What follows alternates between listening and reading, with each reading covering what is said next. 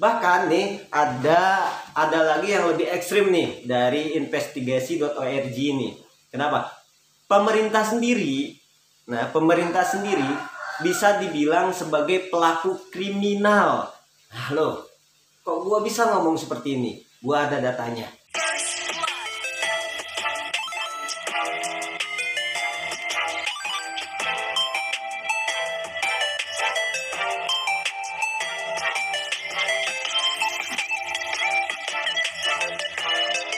Oke, assalamualaikum warahmatullahi wabarakatuh. Alhamdulillahirrabbilalamin. Alhamdulillahidadi wa bihi nasta'in ala umuri dunya waddin. Wassalatu wassalamu ala asrofil anbiya'i wal mursalin amma ba'du.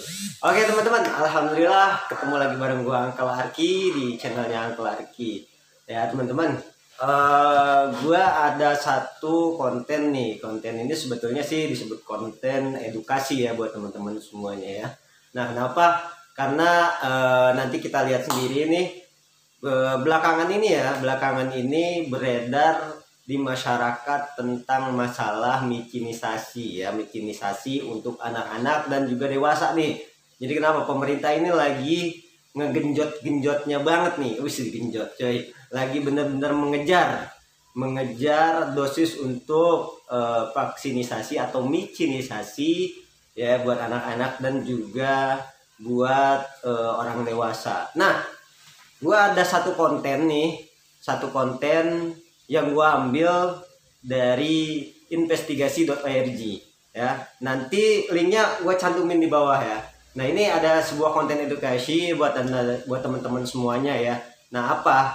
Oke, nih ini nih ada gua selipin nanti ya. Intinya gini, untuk masalah mikinisasi ini ternyata ada beberapa faktor yang tidak boleh dilakukan bikinisasi nih. Jadi tidak semua nih teman-teman, tidak semua orang yang hidup di muka bumi ini, termasuk di Indonesia ini, nggak layak semua untuk diinjus. Nah, yang seperti apa yang nggak layak diinjus? Nih, ada gue screenshot di sini. Nih kontennya nih. Nih, ya kan? Tuh. Nah, ini ada beberapa faktor nih. Tuh. Jadi buat pemerintah, buat para pemangku kebijakan yang sekarang lagi bener-bener ngejar dosis untuk diinjus-injusin. Jadi tolonglah gitu. Perhatikan di sini. WHO sendiri ya, nakes sendiri bilang, ini nggak boleh nih orang-orang yang tadi tuh. Nggak boleh kena mikinisasi ini. Ya. Karena kenapa? Ini bisa menyebabkan bahaya untuk orang yang tidak masuk kriteria mikinisasi ini. Nah, bahkan nih ada lagi yang lebih ekstrim nih dari investigasi.org ini. Kenapa? Pemerintah sendiri bisa dibilang sebagai pelaku kriminal. Nah, loh, kok gua bisa ngomong seperti ini? Gua ada datanya. Datanya di mana? Ada di investigasi.org. Nah, kenapa bisa dibilang melakukan pelaku kejahatan ini? Dan kita udah tahu nih. Kita nggak boleh diinjus. Tapi kenapa dipaksakan? Itu yang bisa menyebabkan melanggar. Nah, ini ekstrim banget nih teman-teman semua. Ya.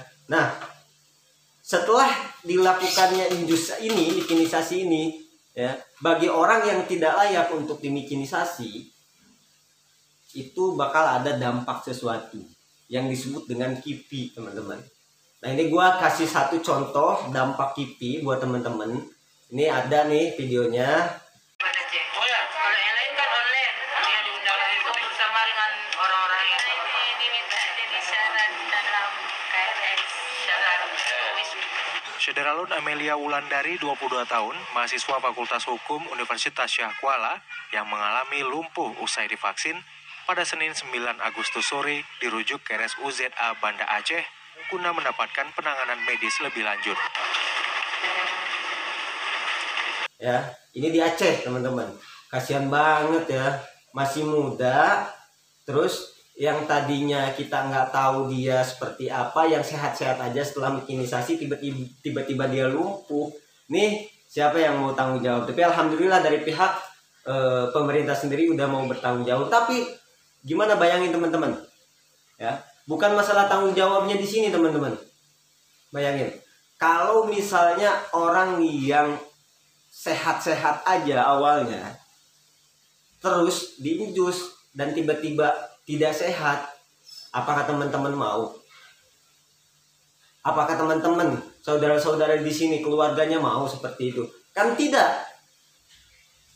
Saya jamin pasti tidak mau.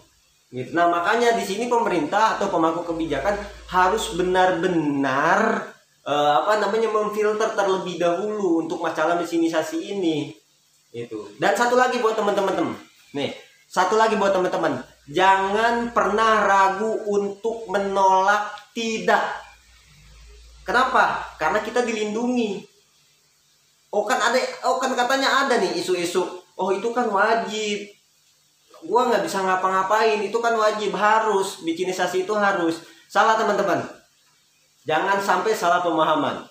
Kata-kata wajib yang dilakukan oleh yang dikeluarkan oleh Perpres ini, wajibnya itu bersyarat teman-teman. Kenapa? Untuk masalah micinisasi ini, ya, masalah micinisasi ini sudah diberikan hak kepada Kemenkes, ya. Dan di Kemenkes itu ada yang namanya Perpres teman-teman. Di Perpres itu pasal 13, ya, ayat 4 itu menyatakan wajib bagi yang sudah didata. Nah, dan wajib bagi yang mau didata atau kesediaan untuk didata. Ketika teman-teman tidak didata, teman-teman tidak mau didata, ya berarti teman-teman tidak wajib dong. Jadi jangan pernah ragu kalau emang, gua nggak mau, tolak, nggak apa-apa. Tanpa harus alasan ini itu segala macam, nggak apa-apa. Karena kita dilindungi undang-undang teman-teman.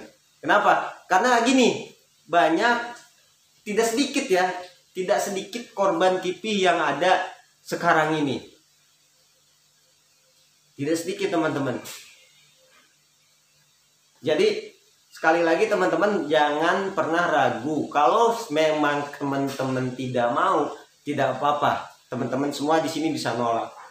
Nah, buat pemangku kebijakan dan buat pemerintah, ingat ya. Tolong ini difilter lagi, dilihat lagi. Masyarakat semua sadar nih, tentang kejahatan kemanusiaan ini. Kenapa bisa dibilang kejahatan kemanusiaan? Saya melihatnya bukan saya sendiri yang bilang. Saya ngelihat dari berita yang ada di investigasi.org. Kenapa? Melanggar. Sudah jelas tidak semua orang itu bisa dilakukan micinisasi. Tapi ini tetap maksa. Kenapa sih? Ada apa yang jadi pertanyaan kita? Ada apa sebetulnya? Seharusnya kita ini sadar, ya. Kita pahami lagi nih dari keputusan presidennya seperti apa, terus dari Permenkesnya.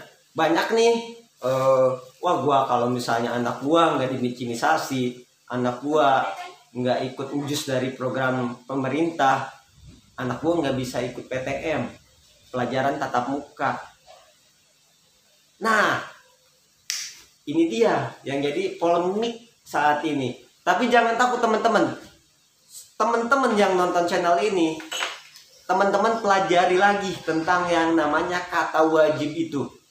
Ya. Ceritakan, terus konsolidasikan kepada guru, pihak sekolah, ya, bahwa tidak semua itu wajib. Gitu.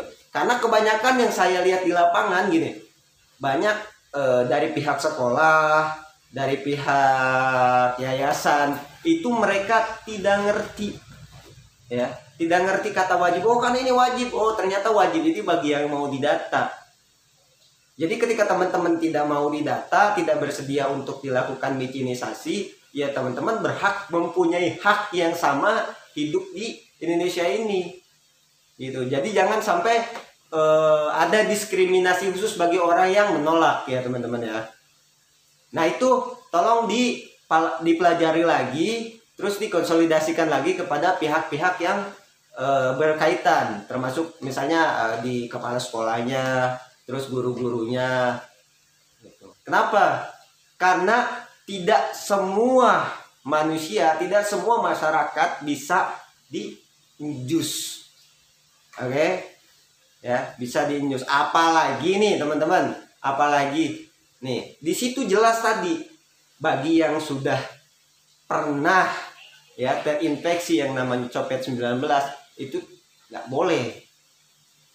Nggak boleh. Nah, sementara di Indonesia ini udah 80%, teman-teman. 80% itu rata-rata katanya ya menurut alat tes PCR itu hampir semua 80% terkena. Jadi nggak ada kata takut untuk menolak, teman-teman. Karena itu apa? Pemaksaan, nggak boleh begitu ya. Ya. Jadi mungkin itu aja teman-teman ya. Mudah-mudahan nih konten gua kali ini bisa ngebantu teman-teman yang saat ini lagi ada polemik khusus itu. Aduh, menjadi sebuah polemik bagi kehidupan di masyarakat, tepatnya di lapangan ya. Nah gitu, jangan pernah takut untuk menolak. Karena kenapa? Kita dilindungi, teman-teman. Kita dilindungi sama undang-undang. Dan pelajari lagi, teman-teman, Kepresnya dan Permenkesnya ya, teman-teman ya.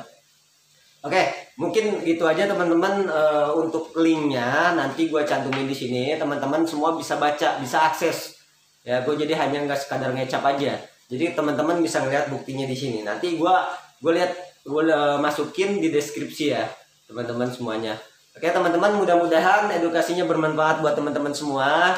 Mohon maaf kalau misalnya ada kesalahan atau ngomongnya agak belepotan gitu ya kan, ya maklum lah, namanya YouTubers abal-abal ya teman-teman ya. Mungkin gitu aja ya teman-teman ya. Billahi taufiq wal hidayah. Assalamualaikum warahmatullahi wabarakatuh.